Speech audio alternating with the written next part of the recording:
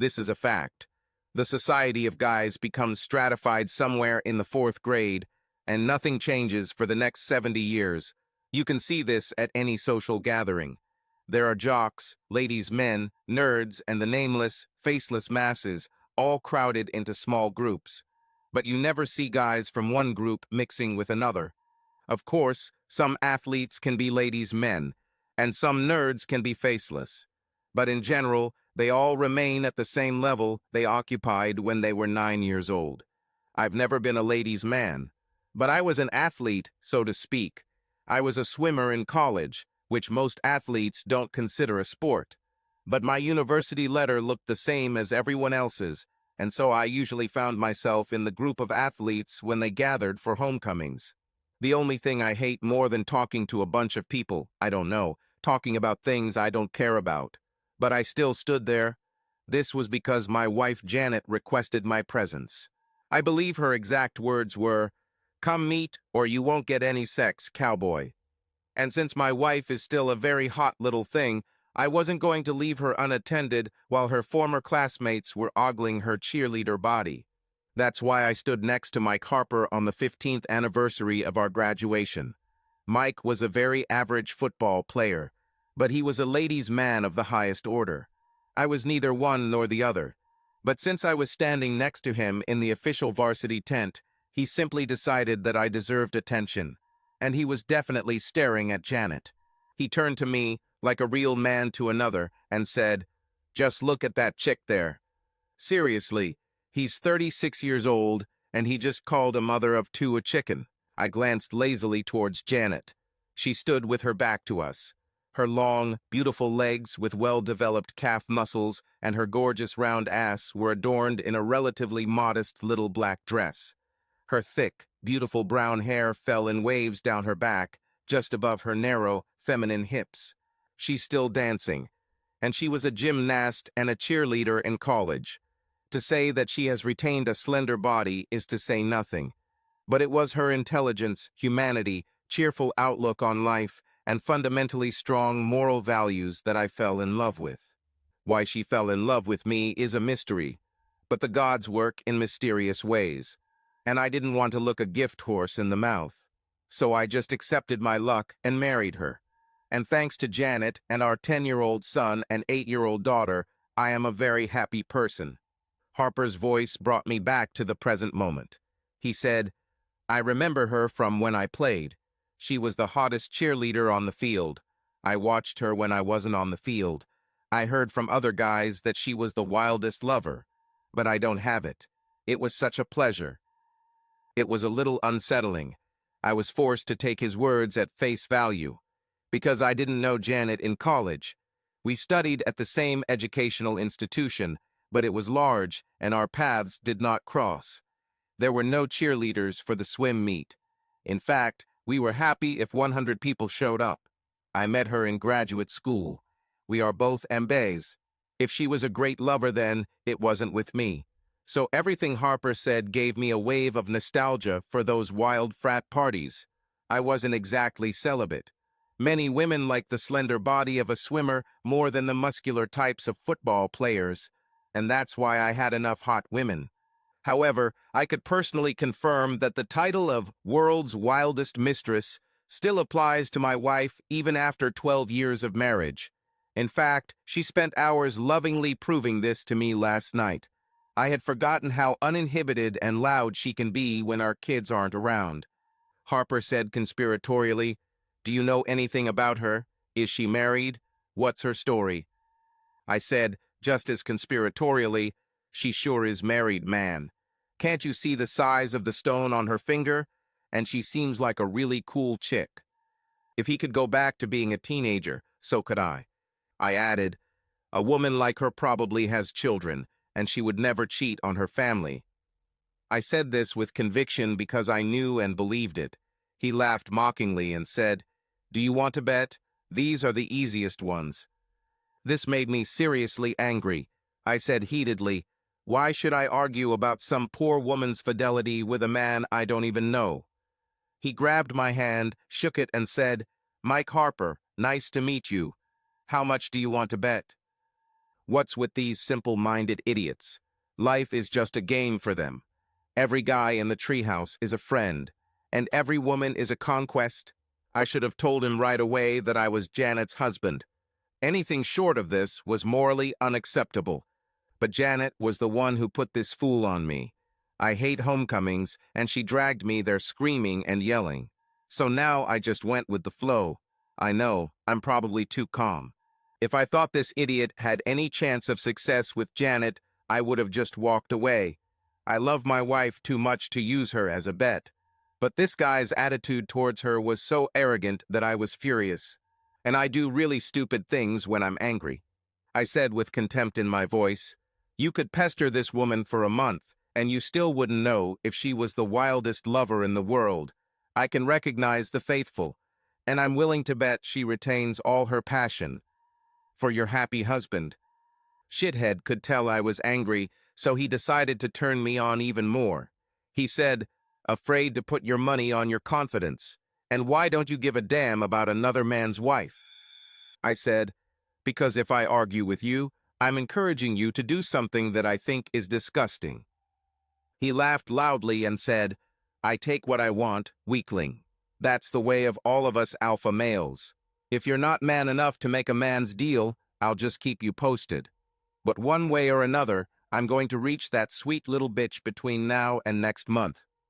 This was the moment when I was sure that he would try, no matter what I said, and I wanted to be aware of the situation.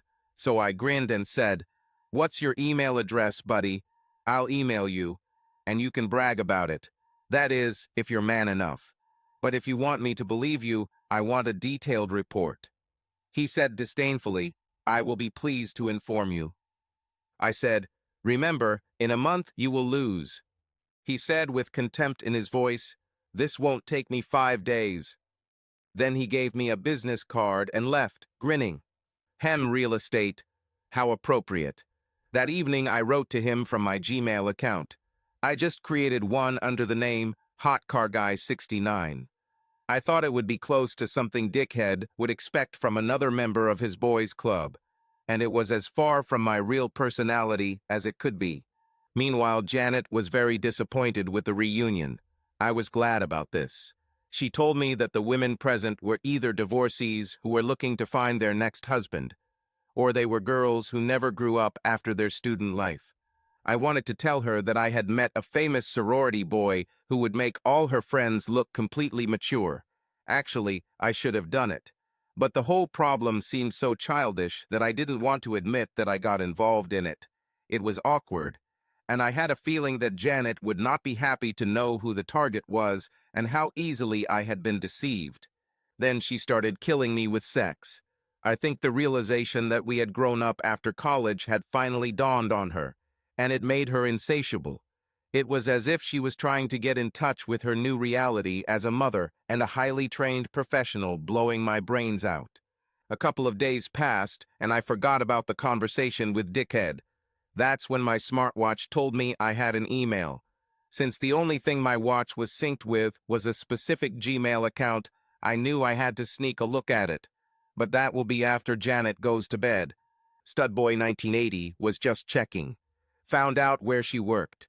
Don't know why a hot girl like her isn't at home taking care of her kids and husband like a woman should. It makes me feel better, though. Janet worked as a senior MBA economist at a local brokerage firm. This guy was selling houses. I answered briefly. 3.5 weeks remained unlucky. On Friday afternoon of the first week, Study 1980 sent. Caught her at lunch. Always eats in the same place. She fell for the new you in school gambit. In a week, she will be mine. At the same time, I assumed that Janet allowed him to approach her at lunch. So as soon as she walked through the door, I asked, "How was your day?" I thought meeting an old school friend was so unusual that she mentioned it to me. That is, if she acted above suspicion. Immediately she said, "The strangest thing has happened. I was having lunch with Lydia and Chantel and ran into Mike Harper. You probably don't know him, but he played football and was friends with some of the guys I worked with." I didn't mention what these guys said about her wild sexual history. She continued happily, "We reminisced for a while. He seems like a very interesting guy. This struck me with a bolt of jealousy. But I said, I know the guy you're talking about, and he was an thoroughbred hound back then. You'd better stay away from him. I don't think a leopard will ever change his spots. She laughed cheerfully and said, well, he must have changed a lot over the next 15 years, because now he's a really nice guy, happily married with 4 children, and he loves his wife. He wanted to know everything about my family and children, and you, of course. I thought to myself, yes, right, this bastard is just laying the groundwork for your seduction. There was nothing in the ground rules that prevented me from turning this into a teaching moment. So I said, look at me, Janet. She turned a very guileless look at me. I said, this is the standard approach that every predator takes. If he can make you believe that he is only interested in your children and your husband, then he will create the idea that he respects your marriage and you. I added, this will allow him to creep closer without increasing your defense.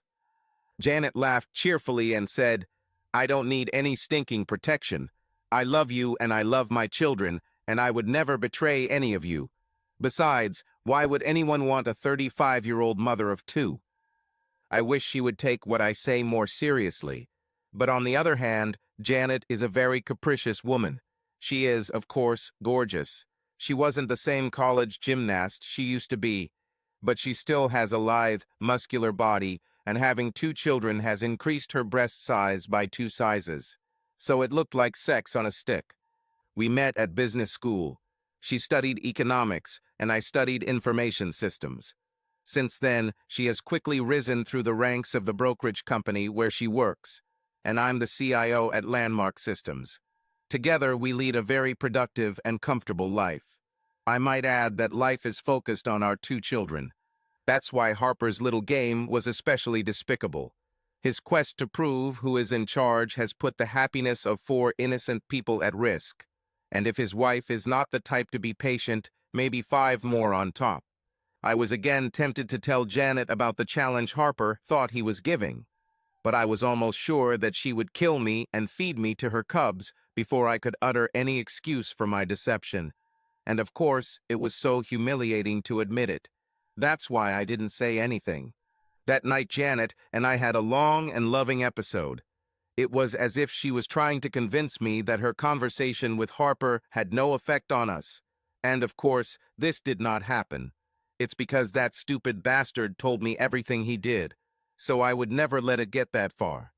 We took the kids to the zoo that weekend and visited our grandparents on Sunday. Janet's mother and father live in the area, and we dine at their house every chance we get. Her parents adore their 2 children, and of course Harper's plans would also ruin this relationship. Therefore, I added 2 more counts to his indictment.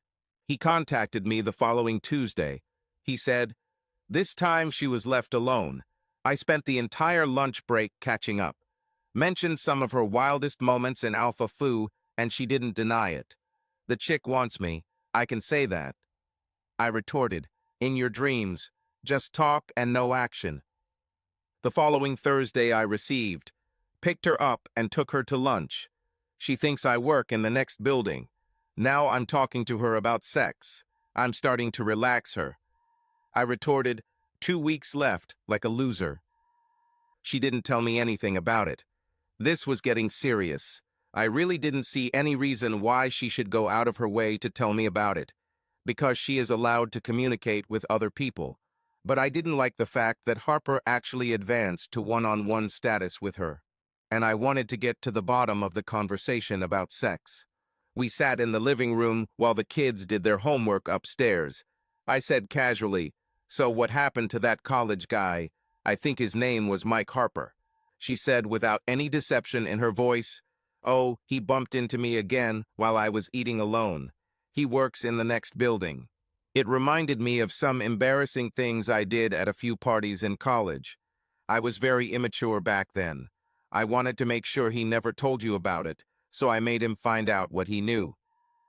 Okay, that sounded plausible and completely honest. I said with some doubt in my voice, have you seen him since then? She actually blushed and said, Yeah, he just showed up at work today and said he was buying me lunch because he had a serious problem he wanted to talk about. When we got there, he said he had a serious problem. Problems in marriage. It seems his wife is not interested in sex, and he asked for female advice. I looked suspicious, so she quickly added, I would be wary too, but he is so deeply committed to his wife and marriage. I tried to give him some advice on what works for me. This caused me a wave of anxiety. She just handed him a roadmap of what turns her on. I said incredulously, "You were discussing our sex life with a stranger." She laughed and said, "Oh God, no. I was just giving a general overview of what women like." He was very appreciative. He said he'd try it this weekend. This made me angry. I brought her into this situation, and now there was no way I could admit it. That is, without sounding as immature as the young fool I was conspiring with. But I didn't like that I now had to rely on Janet's inner gyroscope to keep us both from getting divorced. So I broke out. I said, "You're getting too close to this guy. You shouldn't be discussing these things with him." She said calmly, "Are you discussing sex with Mary or Phyllis?" These were two of my subordinates, who were also women. Mary was over 40 and divorced. Phyllis was a hot little nerd for about 30 years. Both led very active sex lives. I said, "Of course. What happens to them outside of work affects their work. I try to give them good advice from a man's point of view. It's nothing personal." Janet looked at me as if I had just proved her point. I hate it when she's right. I blurted out, "This is a different situation. You don't work with this guy, and you have no reason to discuss such things with him. I want you to stop having lunch with him." I realized how hypocritical that sounded. She looked angry and said, "When did you regress into the cave again, giving me ultimatums?" She was right. But I was desperate. She didn't see Harper as the predator he was. I mumbled, "You're beautiful, and I don't want to share you with any other man." Her angry expression instantly melted. She said lovingly, "You're jealous. It's so touching. I have no interest in another man, especially Mike Harper. That's why I'm taking this whole conversation so lightly. It's incredibly far from me discussing his marriage, so I can jump into bed with him." And she laughed merrily. It was another wonderful weekend. We went to both of the kids' soccer games and then talked to other parents. And on Sunday, there was a neighbor's barbecue. Janet was especially passionate all weekend. I hoped it wasn't out of guilt. The call came at 2 as in on Wednesday. She said there was an emergency at work and she would be late. I told her I would buy pizza for the kids. She told me she would be home no later than 9:30, and we did the sweet kissing that all married couples do when they say goodbye. Then it dawned on me. She's dating this bastard. I called back, but her phone went straight to voicemail. And at work, they said that she was in a meeting until 5:30.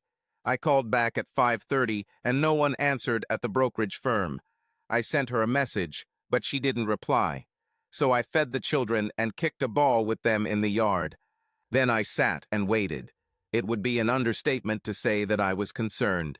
My happiness depended on what happened next. She returned around 10:00 p.m. Every second after 9:30 was a torment of doubt. I spent half an hour imagining her in the back seat of Harper's car, knees up and legs flailing while he had her. She looked very upset and nervous. To make matters worse, she wasn't wearing the same outfit she'd worn to work. The little black dress she was wearing showed off her gorgeous, toned thighs. Needless to say, the overall look was much sexier than her work clothes, and she was heavily made up. Her hair was disheveled, her lipstick was smeared, and there was a small hole in the neckline of her dress. But thank God, she didn't look satisfied. Instead, she looked scared. She stopped, ashamed, in the hallway. I invited her to sit on the sofa. She walked towards him hesitantly, trying to understand my mood. I sat down opposite her in one of the chairs in the living room. I said calmly, "How was your evening?" She burst into tears. She said, "Oh God, I'm so sorry, Terry." I was in a state of controlled anger. I said, "Why did you lie to me?" Of course, I knew the answer, but I wanted to hear it from her. She said, I was planning to change into my work clothes before coming home, and you would never have known. But he attacked me in the parking lot. He kissed me and tried to feel my breasts, and it upset me so much that I just ran back here to safety. She looked at me pleadingly and said, I know it looks bad, but all I did was agree to have dinner with him. I didn't give him permission to grope me. I added, You forgot the part where you lied to me to do this. Between sobs, she said, I knew you wouldn't approve, but I thought I was doing the right thing, so I went with him without you knowing. He told me it would help him regain his confidence. I said, That's bullshit. You deliberately went on a date with this guy. It's betrayal, pure and simple, and you know it. That's why you didn't want to tell me. I said, getting angrier, Put yourself in my shoes. What would you think if I lied to you so I could spend the evening with my ex-college lover? Her face turned pale. She said, Say no more. It would destroy me. Then I slyly said, I wonder what his wife would say if I called her and asked her what she thought about the situation. It got to her. She said, Oh God, don't do this. His marriage is in enough trouble already. This will kill him. I said threateningly, What do you think you just did to ours? She burst into tears. She said, I'm so sorry. What can I do to make it up to you? I laughed bitterly and said, It's already happened. You've already lied to me. There's nothing to make up for. I added, I'm sleeping in the guest room, and leave me alone. I moved all my stuff while you were on your date. She said sullenly, It was just dinner. It wasn't a date. I said, Potatoes are potatoes. In my eyes, it was a date, and my eyes are the only ones that matter now. It will be a long time before I trust you again. Then I stood up and tried to look decent while I headed upstairs to my lonely bed. She knocked and tried to talk to me, but I'm already done talking. I told her I'd think about it and we'd talk in the morning. I heard her sobbing at the end of the corridor. I returned, knocked, and entered our bedroom. She jumped up as if I had come to forgive her, perhaps to enjoy some hot make-up sex. Instead, I said, Don't make noise here. You'll upset the kids. Her face darkened, and she returned to sobbing. I closed the door and went back to my room. It was cruel. I knew it, but I wanted her to feel as bad as I did. The only thing I got was the fact that the deadline was tomorrow and the shithead would be gone. I wasn't done with him yet, but first I wanted to stop the bleeding in my marriage before giving him the punishment he deserved. As expected, Study 1980 sent a letter. He boasted, Took this bitch out to dinner. She got all dressed up for me. I knew she wanted me, but she chickened out when we got back to my car. She let me kiss her a little, but when I went to her breasts, I was scared. I was so close to taking her. I could feel her excitement. I replied, Too bad, loser. The deadline is up, and you've lost. Find another poor woman to molest, because the bet will be void at midnight. He replied, LM no bitch gives me bruises or gets away with it. I'll make her my personal bitch, no matter the cost. I just won't entertain you anymore while I'm doing it. I replied, A bet is a bet. I'll tell everyone you're a fool and a loser if you don't leave this. He replied, Are you her husband? I would believe it, the way you act. But this bitch is too hot for someone like you. I've changed my mind. I'll have sex with her and tell you how much fun it was. I replied, Remember this conversation when bad things start happening to you, dickless. I was going to take revenge on him with interest. But first I had to fix my marriage. The fact that the bastard was still after Janet was causing me serious torment, because I just destroyed a lot of bridges with her. So no matter what it cost me, I had to lay all my cards on the table. I didn't sleep a wink. Janet looked like she hadn't slept either. We sent the children to school. Then I reported that I was sick. She is too. I said, We need to get this under control now. We've always dealt with problems in our marriage together, and this is a particularly nasty situation. She began to cry. She said, I can't express how sorry I am. It's my fault. It's time for the truth. I needed a cleanse too. If the lies must stop. I looked into her beautiful oval face, framed by long brown hair, and said as evenly as possible, "No, not you." She said, "What does this mean?" I said, "I'm as guilty as you are. Plain and simple." She looked puzzled. I said, "Remember homecoming last month?" She said hesitantly, "Yes," I said.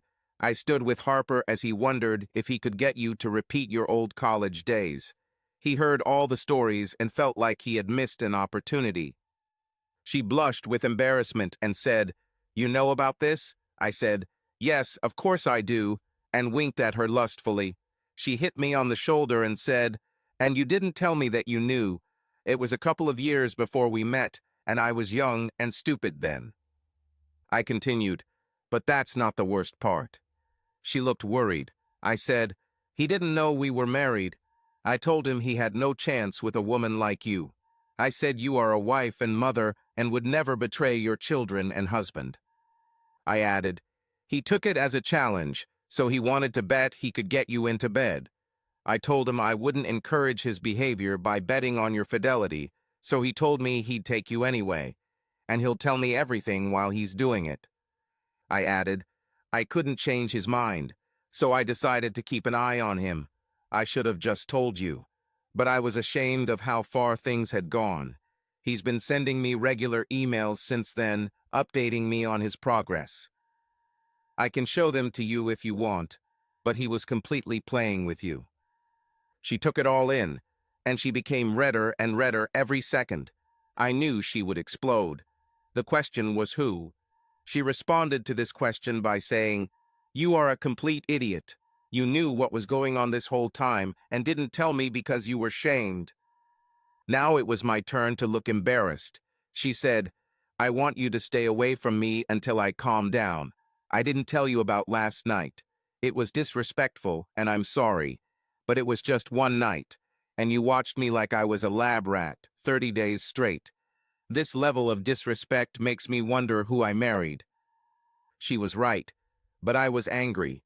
I said, "If you had just told Dickless to go to hell like I told you, we wouldn't be having this conversation." She said, "And if you hadn't put me in this position, we wouldn't be having this conversation. Maybe I'll just sleep with him and make him happy." This was the last straw. I said, "If you do anything other than tell this bastard to go to hell, we better start dividing up the property, because we're going to end up." With these words, I left the house, slamming the door. I reached the car, and common sense overtook me. I just challenged my wife, the mother of my children, to be unfaithful to me, and she said she was going to do it. Needless to say, this was not very smart. We are upper-middle-class professionals with good education and high positions, and now we were acting like a couple of high school kids breaking up over a guy at prom. She lied to me. I lied to her. It was time to figure it out. I turned around and returned to the house. She was upstairs throwing things and crying. These were angry tears, not the ones she shed last night in shame. I shouted up the stairs, "I'm back, and I'm not going anywhere until we figure this out." She screamed back, "Leave me alone." Well, at least she talked to me. I went to the office. There were things I should have known a month ago. I didn't pay enough attention to the background details because I didn't take Harper seriously. Now I perceive it. I did a deep search on the internet, and then bought his whole life for $39.95. The first thing I noted was an important aspect of his marriage. This was something that Shithead clearly hadn't mentioned to Janet. It was the fact that he had been divorced for over 3 years. His wife Michelle and his 4 children lived in Asheville, North Carolina, which was a long way from his home in Brighton, Michigan. There were numerous records of delays in child support payments. But the most interesting thing, there was a year-old alienation of affection lawsuit he was pursuing in his former hometown. North Carolina is one of the few states where such a remedy is still permitted. I printed it all out and placed the sheets vertically in a napkin holder on the kitchen counter. I shouted upstairs, "I'll leave for a while. There's something I'd like you to see in the kitchen when you're done being mad at me." She screamed, Fuck you, HM. This may require more than a dozen roses. I had Harper's card. His place of work was not in the building next door to Janet's home in Ann Arbor. It was 30 miles away in Howell, Michigan. It was approaching lunchtime. Maybe it's time for me to buy him some snacks. His office was located on the Grand River in the heart of an old Michigan village. It used to be agriculture, but the neighborhood was growing by leaps and bounds, and Harper's office looked pretty busy. He was just a salesman, not an owner, but the whole place seemed prosperous enough for Harper to be able to pay child support.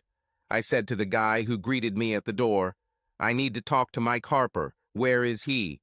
The owner said, "He got a call a few minutes ago, and he left suddenly. He said he'd be in Ann Arbor all day." A lightning bolt of melancholy pierced me. He and Janet were dating. My concern was so obvious that the owner asked, "Is there a problem?" I thought, what the fuck? He might as well know what kind of scumbag he's hiring. So I told him the whole dirty story. I made it with a lot of love and detail, including what it seemed to me like he was doing to my wife right at that very moment. The owner looked more and more shocked. Reality depends on trust. And this guy's business reputation would be seriously damaged if Harper played with the local housewives. I ended by saying, "I knew him in college, and he only thinks in one place. There's no way he's going to change his self-destructive behavior." The owner said, "Well, if it's any consolation, he's dead in this business in Michigan. Do you have a copy of this report? I'm going to take away his license." I said, "Sure, let me use your computer."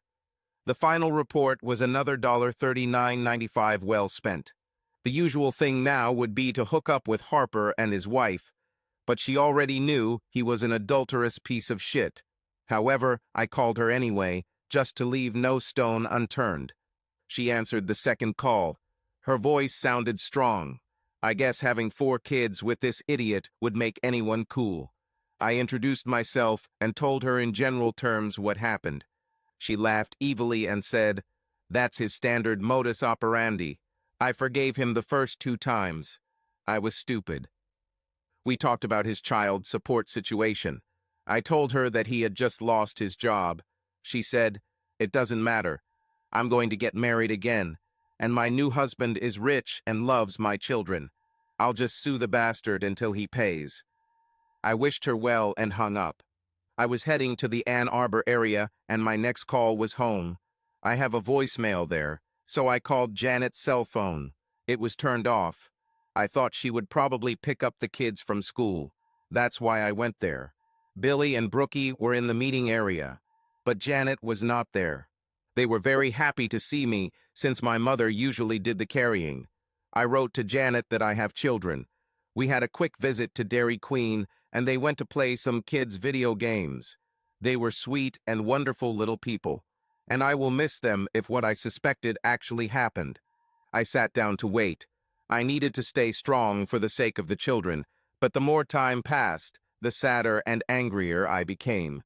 I imagined the 2 of them having wild sex in some seedy motel, and it was killing me. As the day wore on, Janet still did not appear. The children asked about her several times. I told them she works late. We had Chinese takeaway. Children especially like sweet and sour chicken. I made them start doing their homework and waited a little longer.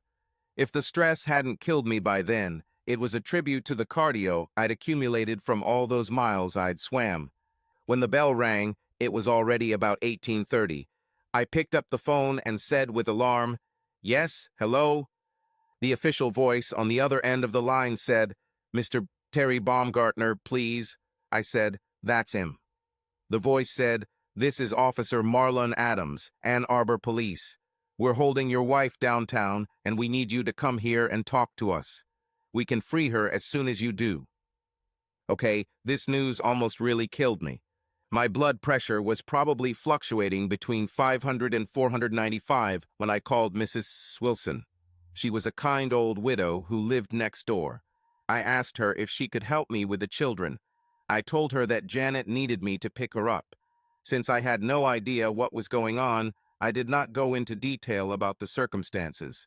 At 72, Anna Wilson is still an energetic old lady.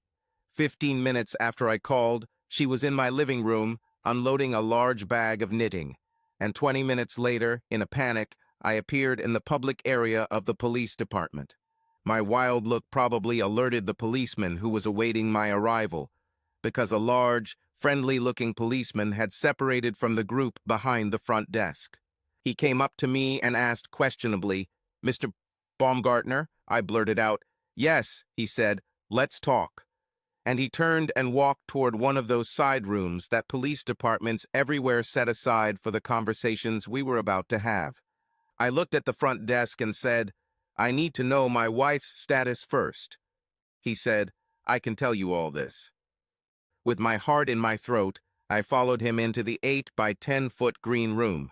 I had an inappropriate thought. What is it about green vomit that is so attractive to law enforcement?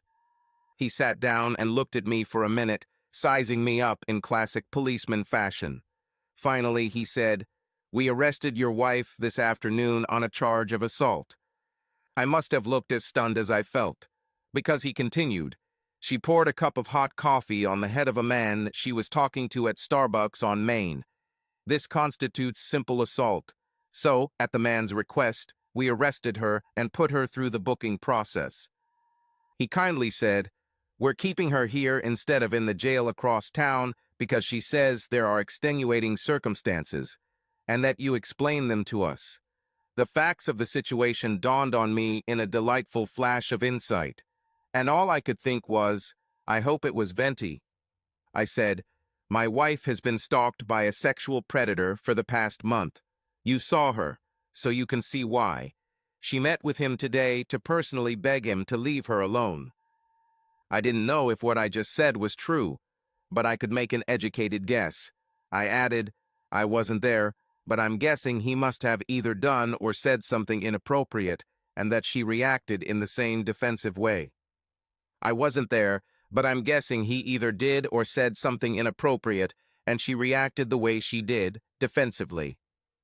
The officer said, "She told me he tried to grab her arm. Given Harper's style, this could very well be true." I told Adams the whole terrible story. He's probably heard something like this 1,000 times throughout his career. He looked sympathetic, so I said, "I understand that she crossed the line, but is there a way to release her on her own recognizance?" I thought, what a coward. Dickless is charged with assault with a woman who is 45 kg lighter and half a head shorter.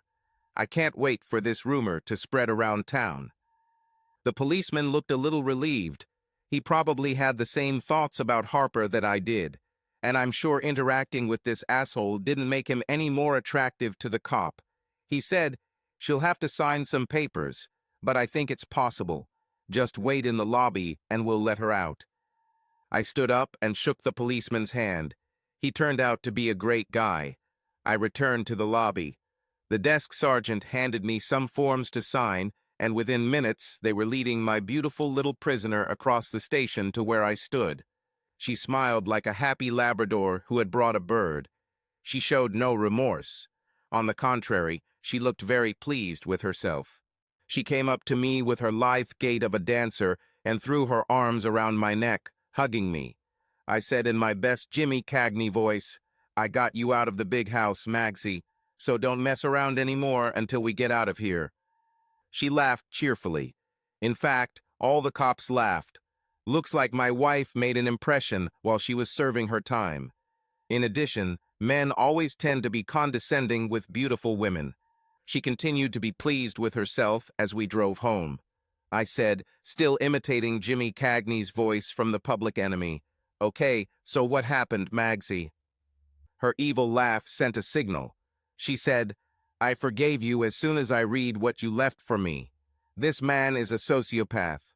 There is no way any of us can see through his twisted behavior. I was planning on just telling him to leave me alone. Peace. But I wanted a little personal satisfaction after he deceived me." She smiled vindictively and said, "So I called him at work and told him to meet me at the Starbucks on the corner of Main and Liberty downtown." She smiled mischievously and added, Maybe I let him know he was going to win. He was whining about the place, but the campus inn is right on East Huron, and I think he thought my meeting him in public was just my kind of foreplay. I didn't like that last part, but everything was already in the past. She smiled evilly and said, I had 2 venti lattes on the table when he came. He looked like he wanted me. It was disgusting. I could imagine it. Janet is sitting there on one of those bar stools with her beautiful face and gorgeous body. It turned me on too. She continued, he tried to kiss me hello on the lips, I might add, but I turned away before he could do it.